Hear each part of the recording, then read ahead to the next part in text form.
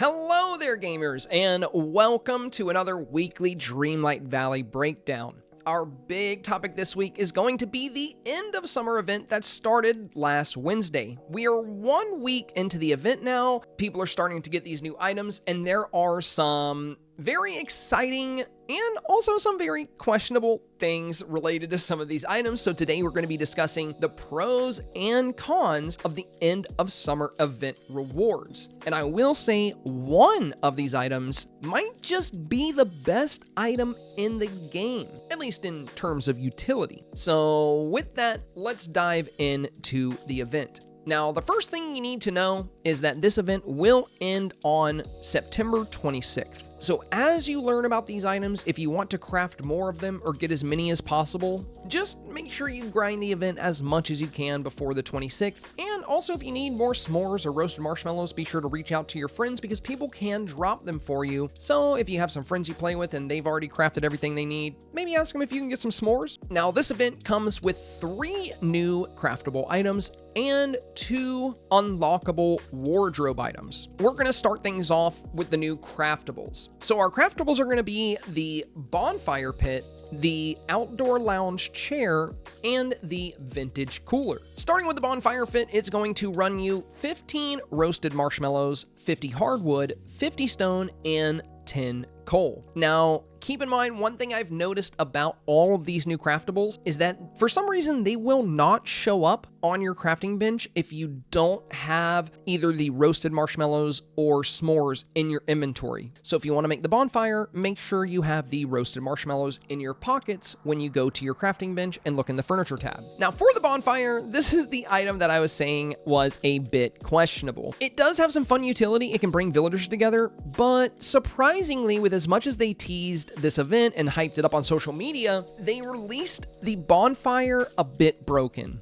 As you can see here, the fire has a bit of a mind of its own. It kind of wanders outside of the pit. Now, if you want to use it for Dreamsnaps or something, if you go from this angle, it's totally fine. There's no real problem with it if you're looking at it like this, except for the way the lighting works. You can see that kind of weird circle there. I do really wish they had released this as it was featured in some of the teasers we saw. I'm very confident the devs will patch this. It'll probably be in the next update where this gets patched, but since they did hype up this event and a lot of people have unlocked this item and complained about it, I feel pretty confident it is going to be fixed. So as we approach this item, you'll see the camera icon pop up, the phone icon, and it says use camera to gather villagers.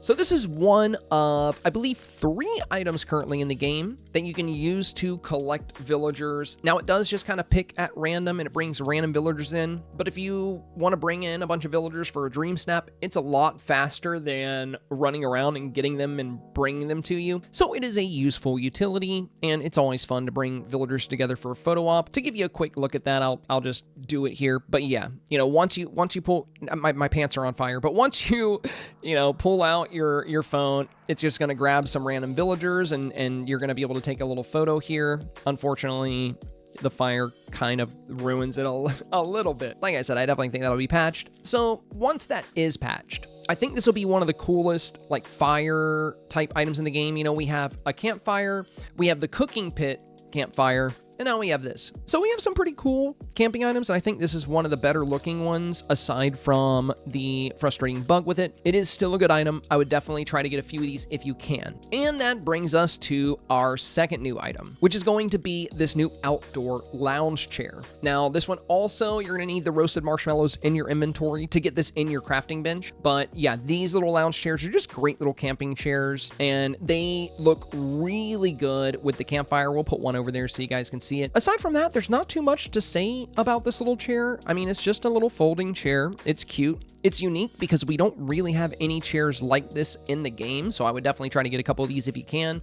But yeah, it's nice. It's got good camping vibes. Not the best item of the event, but also not the worst because it's not broken. So that's good. I can sit in it. Hooray. And now moving on to the ultimate item of this event, quite possibly the best item in the game as far as utility and storage right now, this vintage cooler. Now, this thing is not cheap. It's going to cost you 15 s'mores, 100 snowballs, and 5 iron.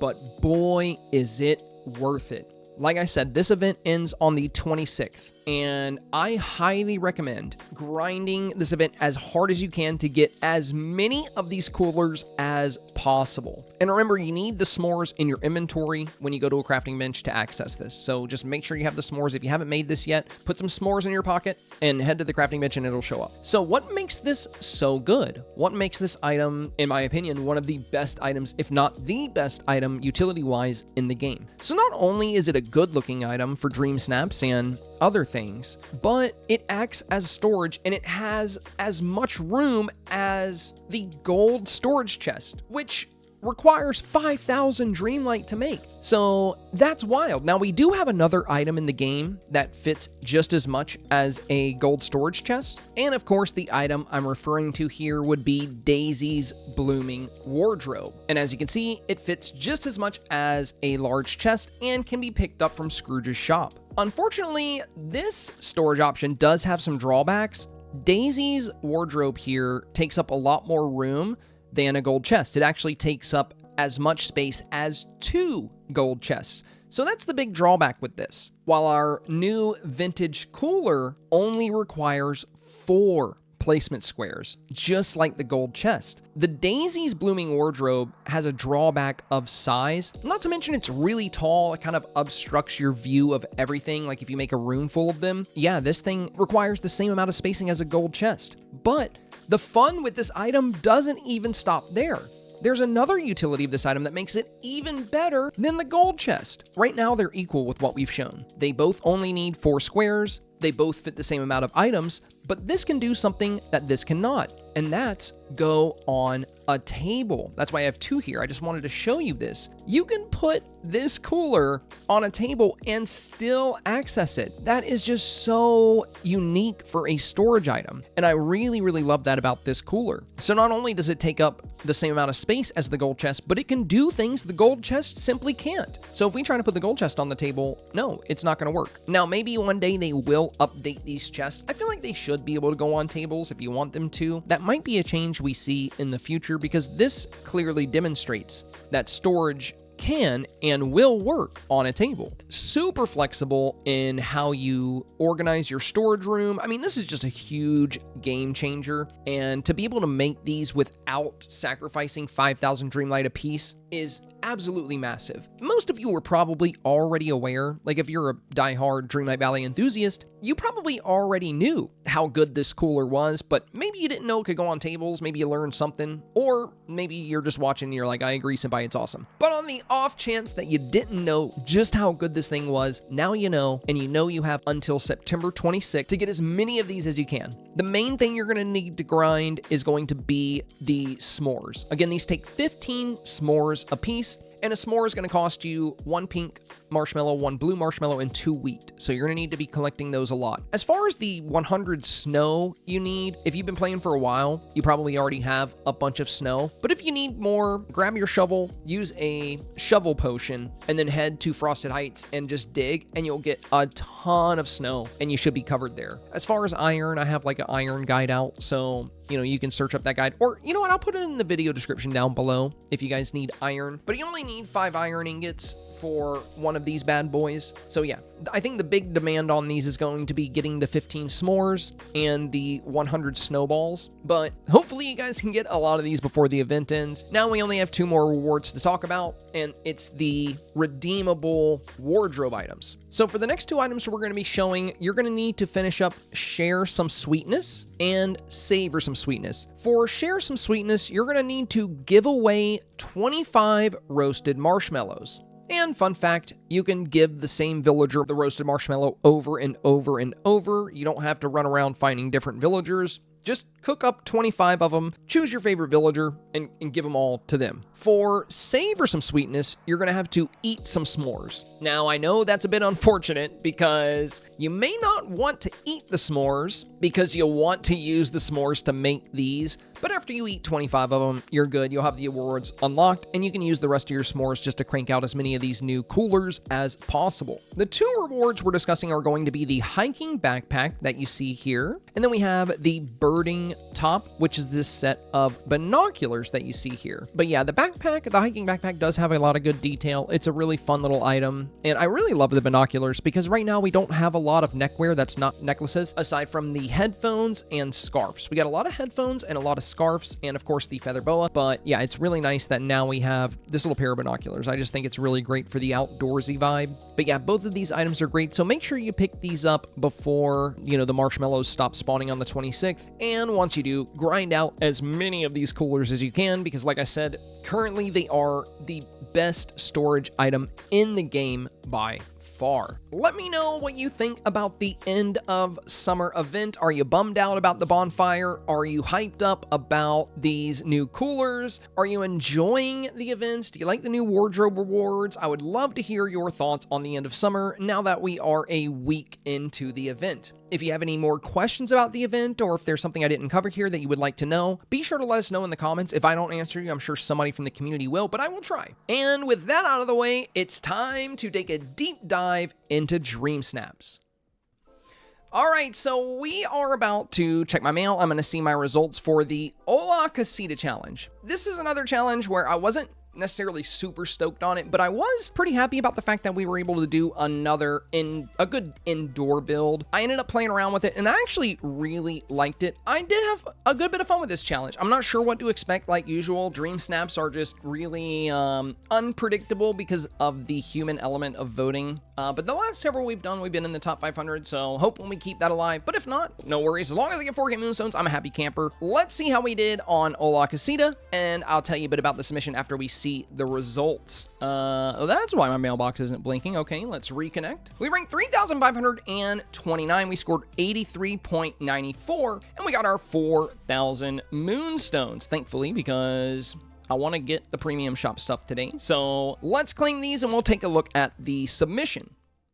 And here it is. This was our submission for Hola Casita. Of course, you know, for my avatar, I wanted to wear the Encanto clothing just to kind of embrace my place here as a member of the Madrigal family. For my unique skill, I wanted to choose art or painting. So I made like a very artsy room. There's like a lot of art on the walls, and we have the easel here. We have the painting tables up at the front. And I had to play around with Mirabelle quite a bit to get her spinning and snap the photo where she was like kind of facing the camera. I cannot even begin to tell you guys how many times I snapped this photo and she was turned around like facing the wall or in the wrong spot, like she would be spinning right in front of the camera. So it took a little while to get her where I wanted her. I'm really happy with the way this one came together. Also, with the time of day, we have like this really nice warm light coming in from the window. I think it just made the whole environment very warm and inviting and colorful. I did think this one would do better than rank 3000, but I'm definitely not disappointed with that rank at all. There's so many good submissions for this challenge. I've seen so many fun and unique submissions for this one in particular, but I do really like the environment here. It's very colorful, very bright, very warm, very busy too. And I don't know if you guys know this, but I have a lot of paintings in my house that I've done. Most of what I paint is space scenery. My home is a little bit like a gallery. We have certain walls in my house that are completely covered from top to bottom with art. It's been a long time since I actually painted anything. Making this Dreamsnap really made me think about that, so I think in the near future I might do a new painting, and maybe I'll even show it on stream, or maybe I could do a painting stream one day. So if you came across this Dreamsnap and you liked it enough to vote for it, thank you very much. And now, with that out of the way, let's take a look at this week's brand new Dreamsnap challenge.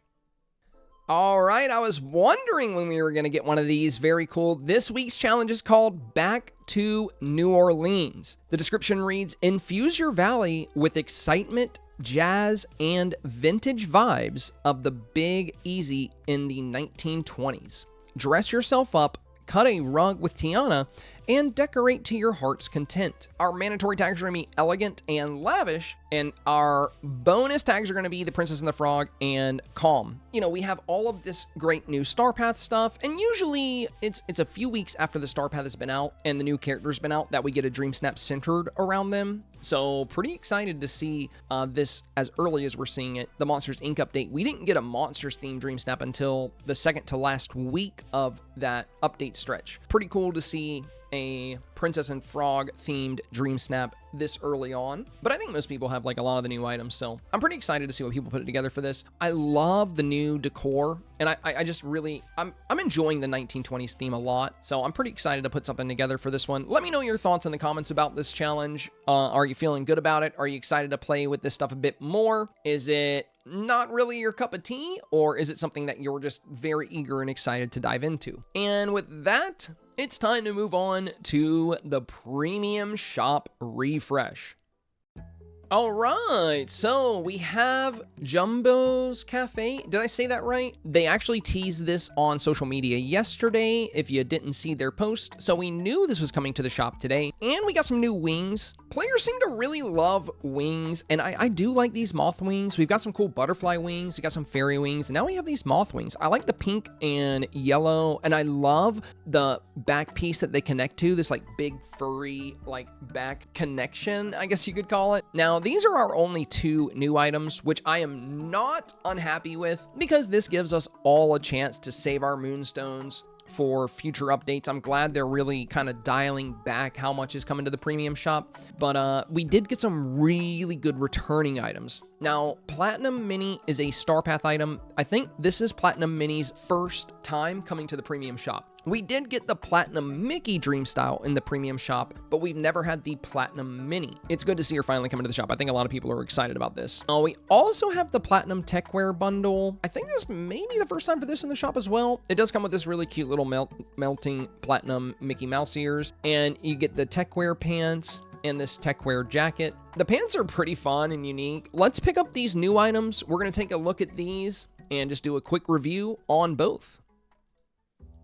And moving on to the showcase, as we mentioned in the premium shop review, we don't have a lot of items to discuss this week. There are only two. So let's start things off with the smaller item, the new moth wings. Now, I do really like these. Wings are always very popular. We already have some cool butterfly wings, so getting some moth wings I think is really fun. And the main thing I was curious about is, do these have an animation? And they do. It is very subtle though, but they do slightly kind of open and close like most wings. They don't close very much. It's, like I said, it's very subtle. You kind of have to be watching for it to see it. That's my character turning, and there they go. They just folded back a little bit, and now they're going to close or open back up. But yeah, so there is a nice little subtle animation. Now, as far as the colors, it's really unique. I love this yellow and pink. And like I said, I really like the back connection piece, like this furry little moth piece. I think that's super cute. Most of the wings we have, they just connect right to your back. So the fact that this one has like almost like a little moth backpack, I think is adorable. And they are pretty loaded with details. Like you can see these like vibrant yellow lines and stripes, and the texture of the wings makes them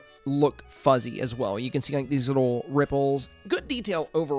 Now, unlike some of the other wings, they don't have any kind of lighting, and like we mentioned, the animation is very subtle, so it might not be everybody's cup of tea, but I love them, and I think moths are like super cool, so I'm pretty ecstatic about these. Color-wise, they could be really fun with certain Dreamsnap challenges. I mean, we have had a lot of outfit challenges that play up, you know, candy or pink or, you know, these very bright, vibrant colors. And I think these wings can play really well into a lot of different challenges, so I'm excited to see how these get utilized. I'll definitely be keeping an eye out for them. Overall, good little item. It's always nice to have more wings. Let me know what you guys think of the moth wings in the comments below. And with that, let's move on to this week's big item. And next up, we have Jimbo's Cafe. So, of course, I threw together a quick little scene here just to kind of showcase the item. I do really like this. I think it'll look really good in some of the Glade builds that have been going around, because there's all of this culinary inspiration around the Glade, and we already have like one little bakery premium house, and now we got Tiana's Palace and Chez Remy, so it's really cool to see more bakeries and restaurants. Oh, and we have the confectionery as well, but it's cool to see like these culinary inspired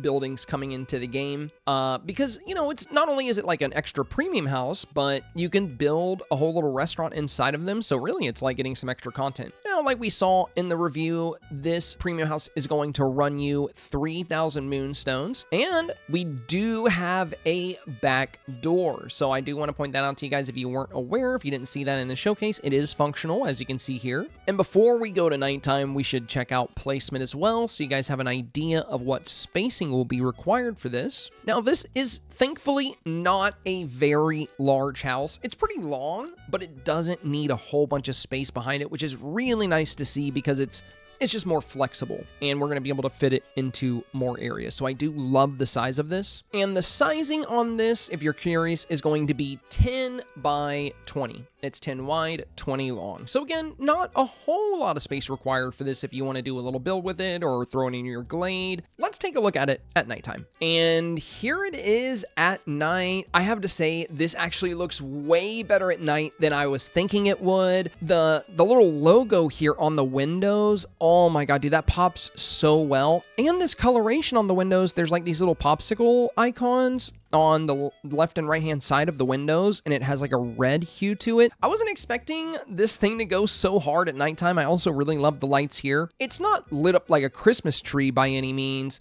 but the light is nice and subtle, and it plays really well with a lot of the surrounding decor. These windows aren't as detailed. There's not the cool logo on them, but I mean, it doesn't need to be on all of them. The backside, of course, these windows are boarded up, or maybe they're not windows at all. And then we have that little back door entrance. But yeah, this thing looks outstanding at night. Like I said, way better than I was thinking it would. I just really love the Jimbo's Cafe logo here with the elephant and the tusks, the popsicles. I mean, this is just so cute. This thing looks really, really good. Let me know what you guys think of this new premium house. Are you going to pick it up? Are you excited about it? Do you like the way it looks? Do you like the size? Let me know your thoughts in the comments below.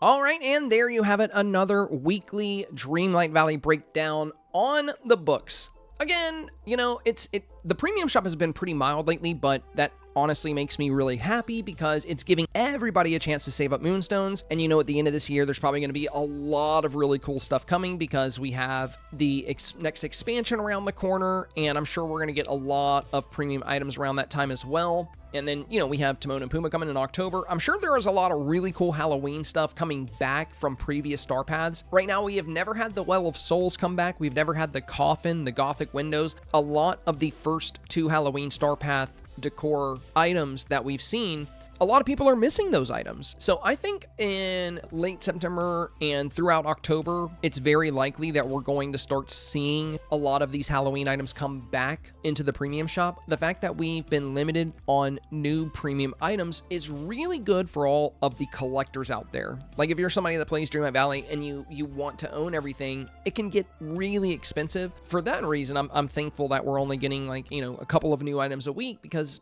it's giving people a chance to save up moonstones and get more of the items they really want. If you found today's video helpful, informative, or simply entertaining, please do me a very big favor and press that like button. Also, consider subscribing for more Disney Dreamlight Valley and gaming content. If you would like to catch more of my content, you can find me live Monday through Friday on my Twitch channel. Links to my Twitch and Discord can be found in the video description down below. And lastly, there is a new cozy game that launched yesterday into early access called Critter Cove. I've been playing it, it's super fun, so expect to see some Critter Cove videos in the future. If you're already playing Critter Cove, or if you're familiar with it, let me know in the comments, and let me know what kind of things you would like to see tutorials for concerning this fun new game. As always, thank you so much for your time today, and I hope you enjoy the future of Disney Dreamlight Valley.